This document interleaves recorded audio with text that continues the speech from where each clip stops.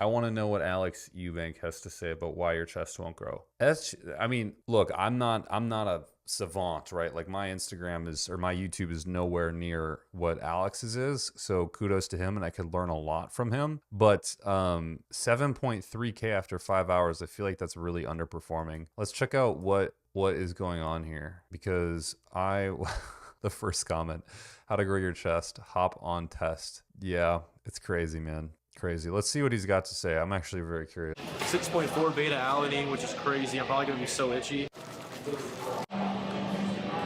It's exactly like a sweetheart. Sweetheart? It's a sweetheart. Sweetheart?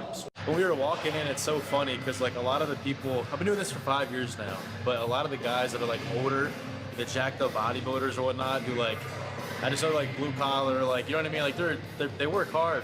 But I remember when me and Joey, my old filmer, used to go to like Gold's Gym, Exile, like go to all these different gyms and like film. It was so brand new back then. They'd be like, what the fuck are these kids doing? They would look at you like they wanted to kill you. Like sometimes they would even That's so true though. That's, dude, any gym you go to with the camera, still the old heads there that are all juiced up and fucking high blood pressured retards, they're just literally like, they feel like they own the gym. They want to just murder you because you have a camera. It's like, I get the whole point of being annoyed with tripods because that shit gets stupid. But if you're like a homie that makes money, more money than, you know, any of those guys are making by far, by like multitude of like 800, and you're mad that he's recording, but he's also way more successful than you, wouldn't it just be like wise to go up to him and be like, hey man, what are you doing that I'm not?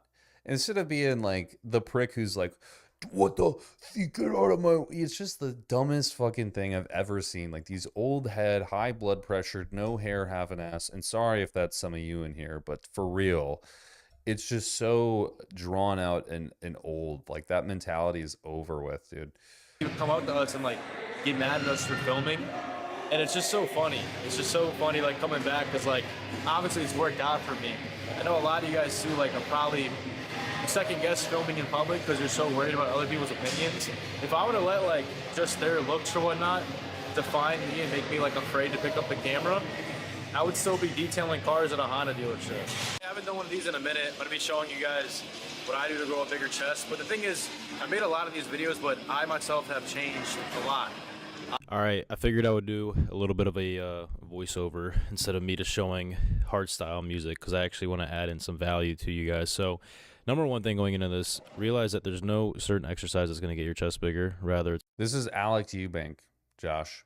it's going to be actually emphasizing your training intensity and recovery. If you are not sleeping 7-8 hours, you're only getting 4 hours of sleep, your diet is shit, you're not eating enough protein, you're not going to get bigger no matter how optimal your exercises are or your routine is. Get the basics done first. Drink your water, get your recovery, train hard with intensity, with correct form and correct biomechanics. That comes a lot with just getting more reps in and over time as you learn. But if you don't have that down, you should not be focusing on what training split is best, what exercises are best. That is the main thing. You can have the best selection of exercises and everything else. And if that stuff isn't dialed in, you are going to be missing out on more than half your gains, I would say. So That's real. I mean, he's not wrong, man. That's very real. He's absolutely right. I think if you're not focusing on the basic shit, which many people don't, literally most people don't, it's pointless to argue semantics with someone. So getting into the actual bread and butter, what I recommend.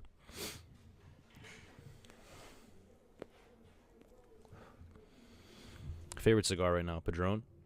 Great cigar. Great pull. Hand pressed, box pressed. Getting into it, again. I don't understand cigars, though. That's something I will never understand. I don't understand how you enjoy them. Every time I've smoked one, I've just found it to be unpleasant.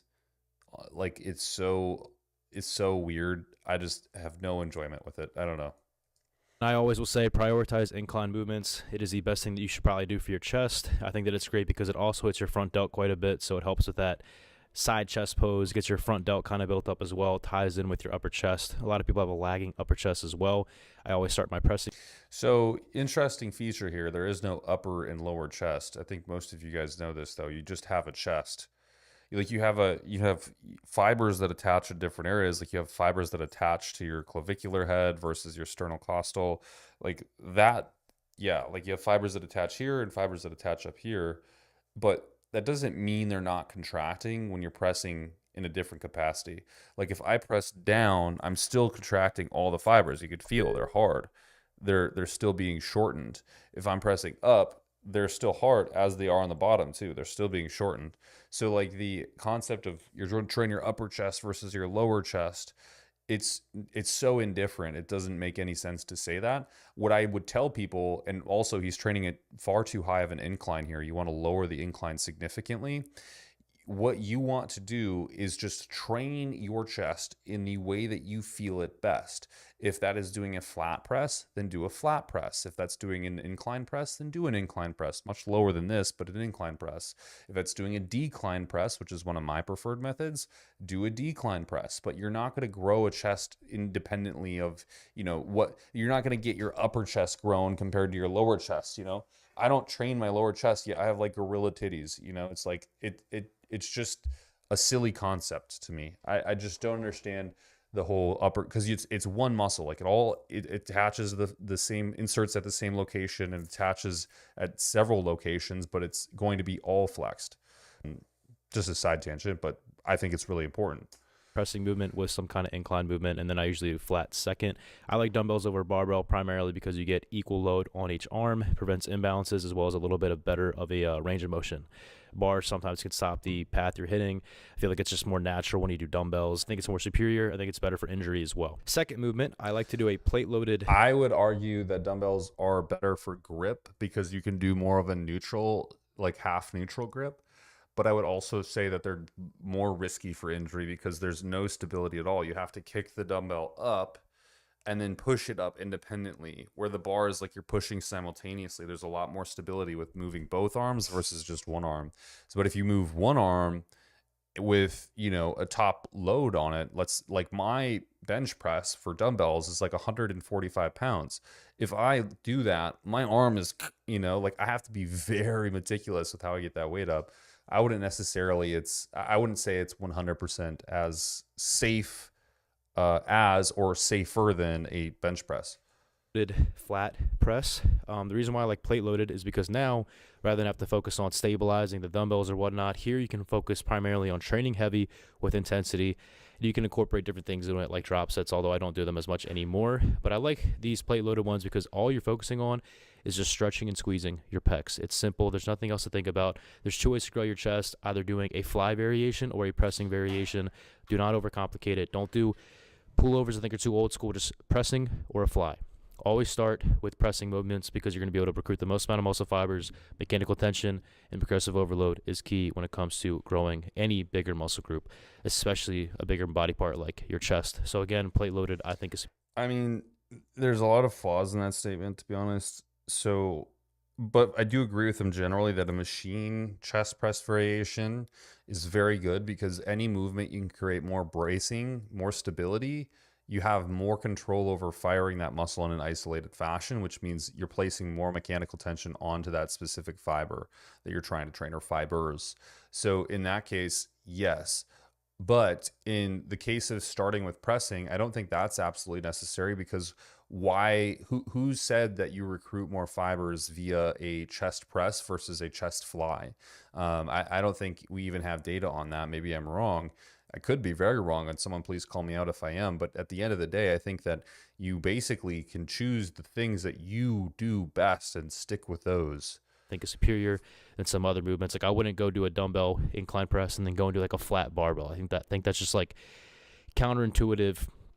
I prefer plate loaded just because you get that extra support. You can comfortably train to failure without having to necessarily risk injury. In terms of rep ranges, I love the 6 to 8 rep range as of lately. I'm doing more of a higher frequency program, so I'm doing lower set counts, but I'm doing a more of a frequency. Machines blew up my chest and legs. Free weights blew up my back and arms. And I would actually agree with you, man.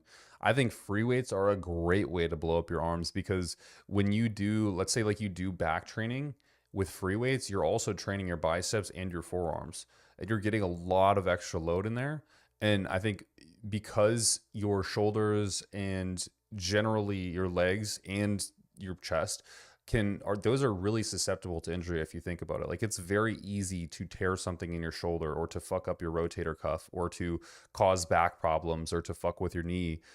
So when you can have more stability with those movements, you are generally going to be safer. I think back is pretty hard to injure yourself on. At this point, it's whatever works for your body plus progressive overload. And I would actually say that is true. You know, I think that's a very good point, man. I think that's like the thing most people need to be concerned with, is just training how you do best.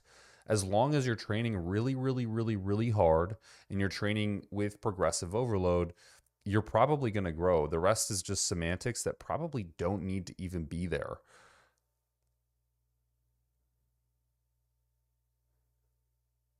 I think intuitive lifting is a dangerous way of lifting. Not all bro intuition is correct or even safe.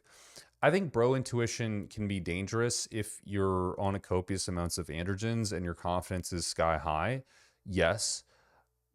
I would say that for my audience, generally, most of them probably know how to lift weights and can assume that the things they're doing are either stupid or smart.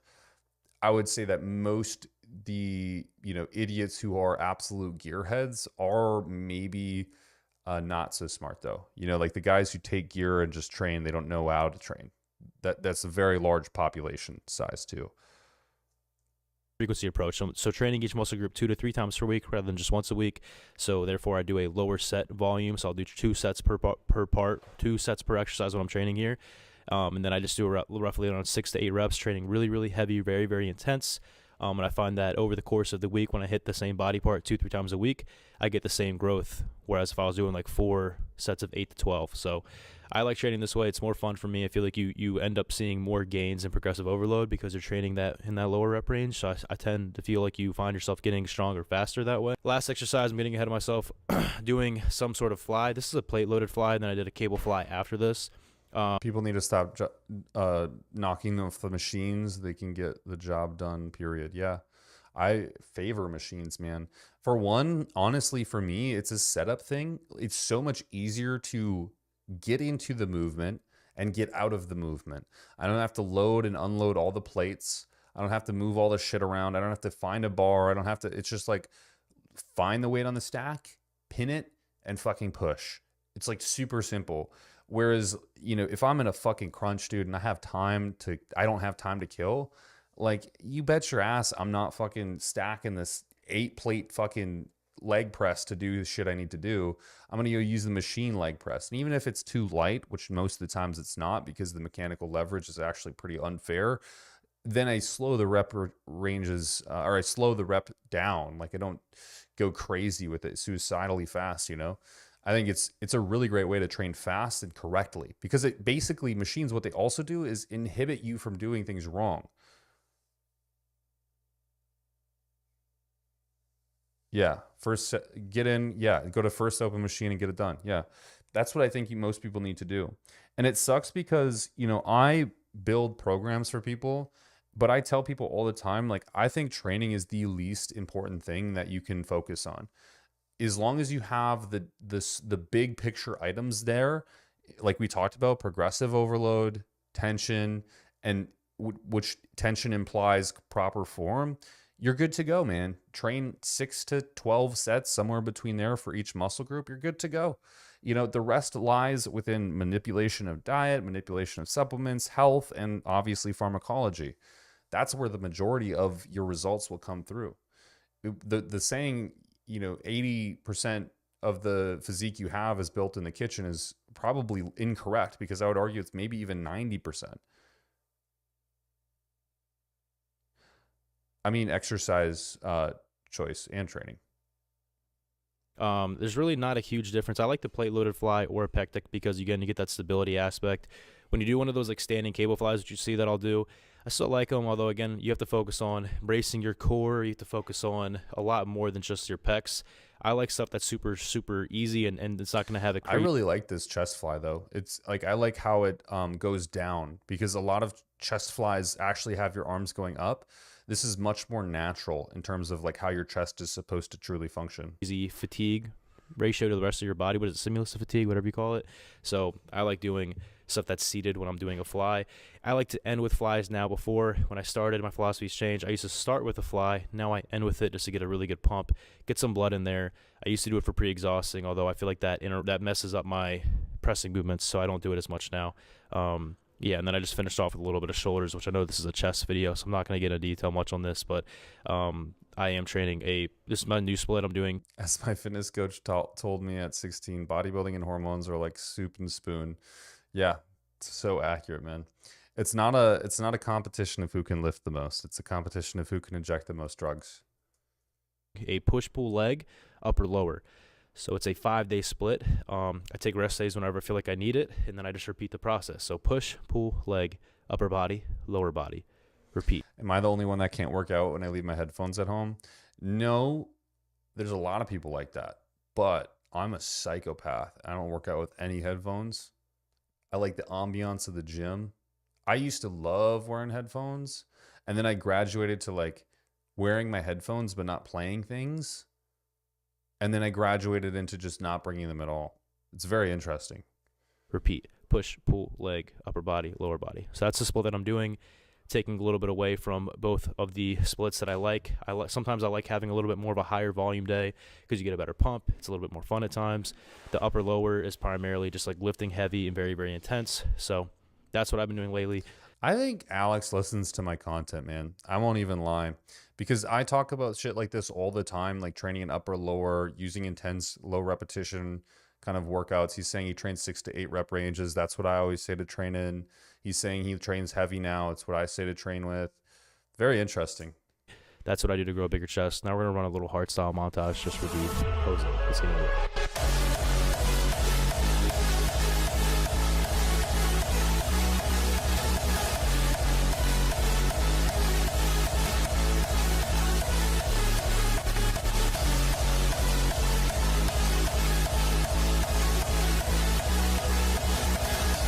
Honest to God, Alex Eubank's chest is unrealistically big.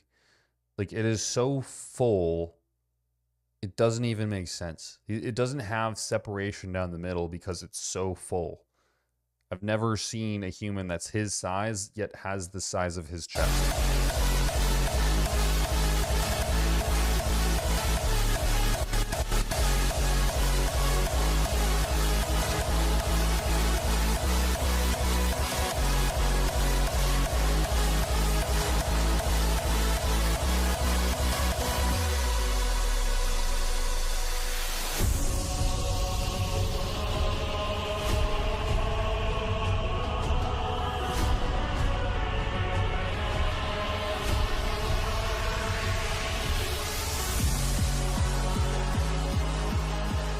All right, y'all. Back at the Elysium Gym Warehouse. I've basically been living out of here. If you guys watched my millionaire video thing in my day in the life, I stay here till like 11 p.m. working on stuff. Part of it because the inner circle is doing so well, growing so much. So I want to show you guys what we're doing real quick. We are remodeling the entire bathroom here. We're probably gonna remodel this room that I do all my like videos in. I'm trying to make this place more of like where I live at. Also, we're going to be hosting all of our inner circle meetups here 2 to 3 times per month. If you want to get on that, DM me Brand on Instagram. I have the link for the website down below. You can look at testimonials, all that. But because we're going to have so much people coming in and out of here, we're building a whole entire new bathroom setup. So we're going to have 2 toilets in here, and I'm also rebuilding my own private like shower room. So I'll show y'all real quick. So we've had one of our guys in here basically digging up, jackhammering. I know way too well what the fuck this looks like. I've been dealing with this shit for too long, man. All day. So there's gonna be one stall here. It's all gonna be a crazy cool black aesthetic.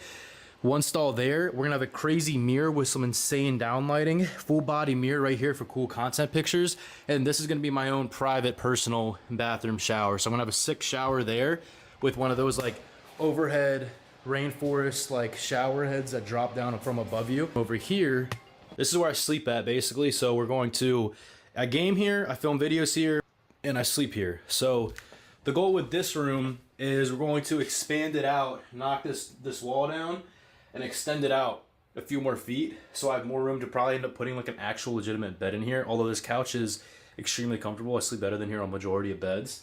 So I can have a dedicated workspace as well as a dedicated sleeping space. Yeah, so this is my like little haven here. I love it. The aesthetic in here at nighttime when I have like my certain lights, cube, all that stuff on, it looks insane. I actually find that out. I find it to be dope. That'd be like a great place to work and concentrate because you're just in this fucking garage with nobody else. But yeah, I've basically been living out of here ever since I've been back in Maryland. I've been so freaking dialed on everything. It's been a blast. This has been my like happy place. Not happy place. It's like sounds like I'm addicted to it.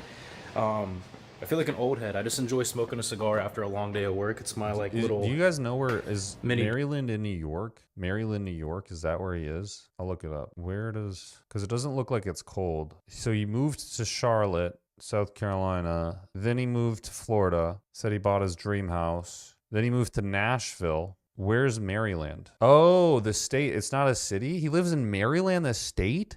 Isn't that way north? Yeah. What the hell? Where? Who the fuck is living there, man? Wow. Screw that. But I do bet the property's cheap. Who the fuck lives? I've never been to Maryland. Have you guys been to Maryland?